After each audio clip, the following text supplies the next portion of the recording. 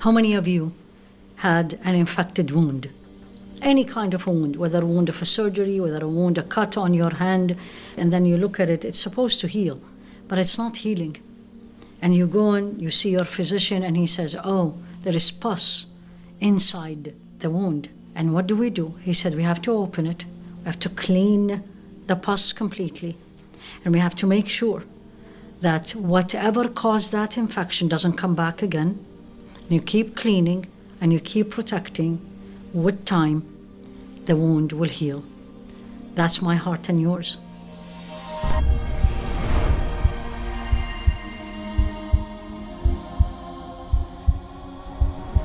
القلب المريض, the sick heart.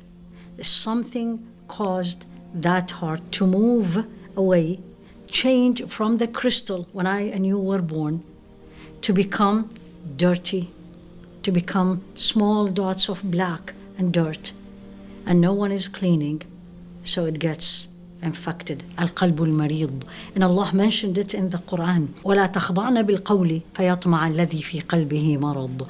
Allah said this in Surah Al-Ahzab, talking to the wives of Rasul alayhi salatu wasalam. Don't talk softly in a special way, that the person who has a sick heart will have desire. أولئك الذين في قلوبهم مرض فزادهم الله مرضا. Those who their heart are sick, and Allah made it even sicker. So let's all agree, the heart can get sick. I'm talking about spiritual. What is the sign that the heart is sick? When my hand, Allah created the hand to do what? So I can touch with, feel with, grab with, right?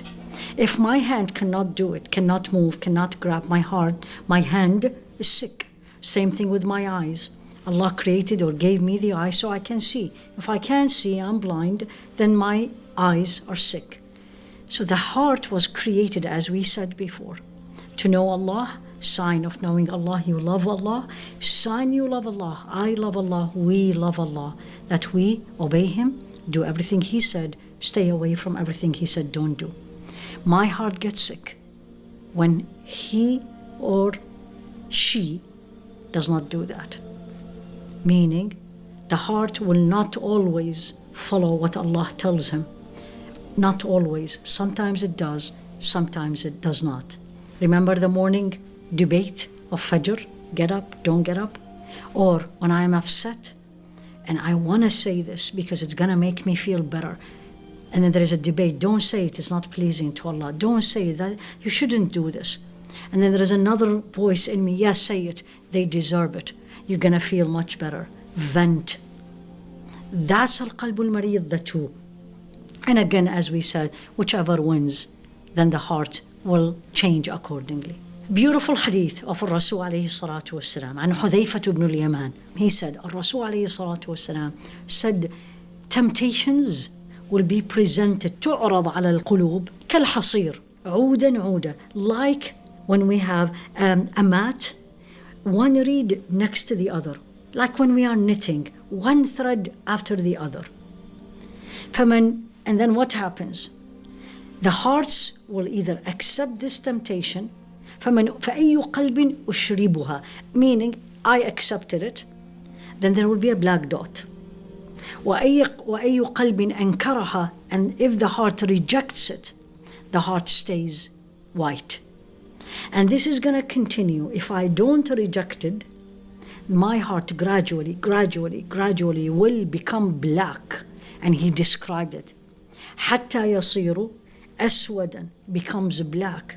كالكوز مجخزة, it will be black completely, turned upside down, don't know what is right and don't know what is wrong. Example. Here I am. I'm going to check my email. And I'm doing it for work, right?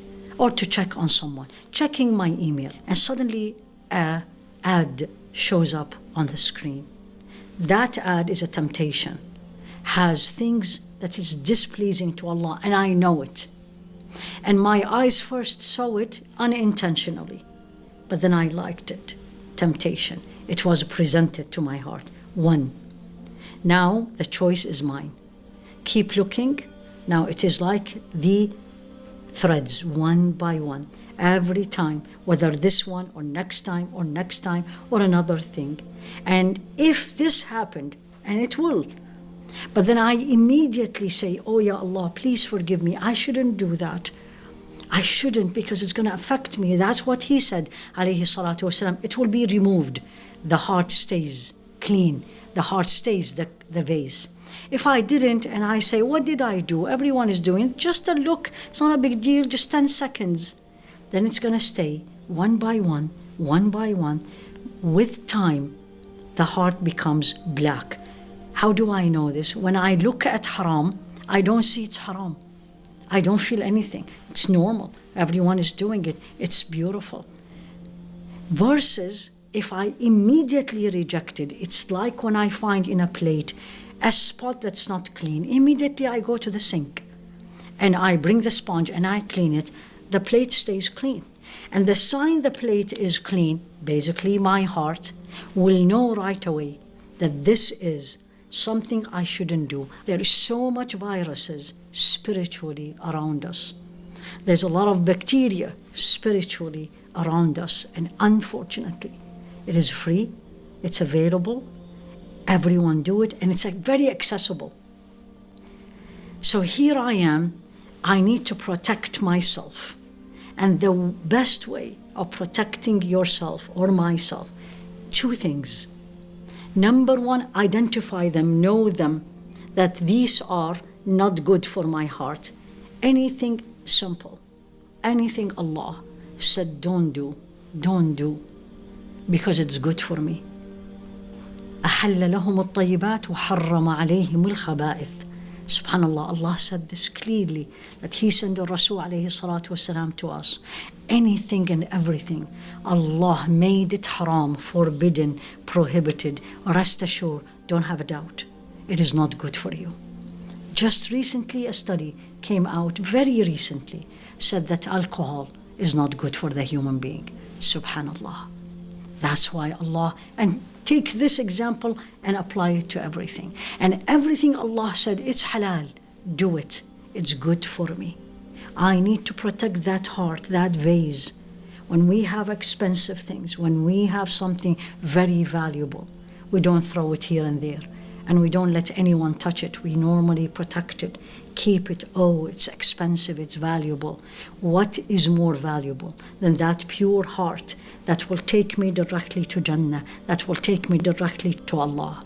Versus I leave it unprotected, exposed to everything. Of course it will get sick.